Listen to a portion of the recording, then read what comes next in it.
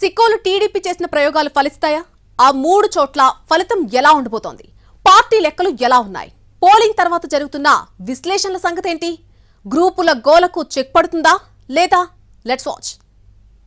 పార్టీకి బలమైన క్యాడర్ ఉన్న జిల్లాల్లో ఉమ్మడి శ్రీకాకుళం ఒకటి. హస్తం పార్టీ హవా జోరుగా కొనసాగిన సమయంలోనూ సైకిల్ దిగలేదు జిల్లా వాసులు. కానీ 2019 ఎన్నికల్లో మాత్రం ఇక్కడ ఫ్యాన్ గాలి బలంగా వీచింది. జిల్లాలో మొత్తం 10 అసెంబ్లీ స్థానాలుంటే 2 చోట్ల మాత్రమే టీడీపీ గెలిచింది. అందుకు కారణాలు అనేకమున్నాయన్నది పొలిటికల్ పండిట్స్ మాట. అందుకే గెలుపు పాఠాలు నేర్పిస్తే ఓటమి గుణపాఠాలు చెబుతుందని అంటారు.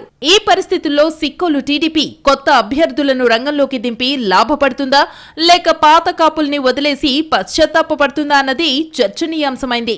గ్రూపులుగా విడిపోయిన పార్టీ నేతలు ఈ ఎన్నికల్లో కలిసి పనిచేశారా అన్నది డౌటేనని పార్టీ వర్గాలే మాట్లాడుకుంటున్న పరిస్థితి.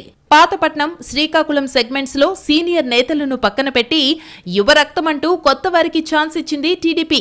మాజీ ఎమ్మెల్యేలు కలమట వెంకటరమణ, గుండ లక్ష్మీదేవులకు మొండి చేయి చూపించడంతో కోడ్ వచ్చాక కూడా పార్టీలో అంతర్గతంగా కుస్తీలు పట్టారు తెలుగు తమ్ముళ్లు. అటు వరుసగా ఓడిపోతున్న పాలకొండను జనసేనకు కేటాయించింది. ఇక్కడ పవన్ అభిమానులు, యువ ఓటర్లతో పాటు కాపుల ఓట్లు ఎక్కువగా ఉన్నాయి.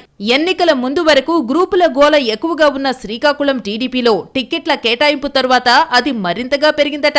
2019లో మాత్రమే ఓటమి పాలైన శ్రీకాకుళం టిక్కెట్ మార్చడం వెనుక అచ్చెన్నాయుడు వర్గ రాజకీయముందన్నది ఇంటర్నల్ టాక్. తన ఆధిపత్యం కోసం శ్రీకాకుళం సెగ్మెంట్ లో అచ్చెన్న పార్టీ ప్రయోజనాలను పక్కన పెట్టారన్న చర్చ సైతం క్యాడర్లో ఉందట. కారణమేదైనా అభ్యర్థులను మార్చి ప్రయోగం చేసిన 3 నియోజకవర్గాల్లో ఏం జరిగి ఉంటుందన్న టెన్షన్ ఇప్పుడు క్యాడర్లో పెరుగుతోందంటున్నారు. గ్రూపు గొడవలు దెబ్బతీసి ఉంటాయన్న విశ్లేషణల నడుమ అభ్యర్థులకు పల్స్ రేట్ పెరిగిపోతోందట. ఎలక్షన్ తర్వాత సర్వేలతో సిక్కోలు టీడీపీ నేతలకు ఇప్పుడు తత్వం బోధపడినట్టుగా ఉందన్న గుసగుసలు సైతం వినిపిస్తున్నాయి. ఈవీఎంలు తెరిచాక గానీ వీళ్లకు జ్ఞానోదయం కాదన్న క్యాడర్ సటైర్స్ నిజమవుతాయా లేక నిజంగానే ప్రయోగం ఫలిస్తుందా అన్నది తేలాలంటే మరో 4 రోజులు ఆగాల్సిందే.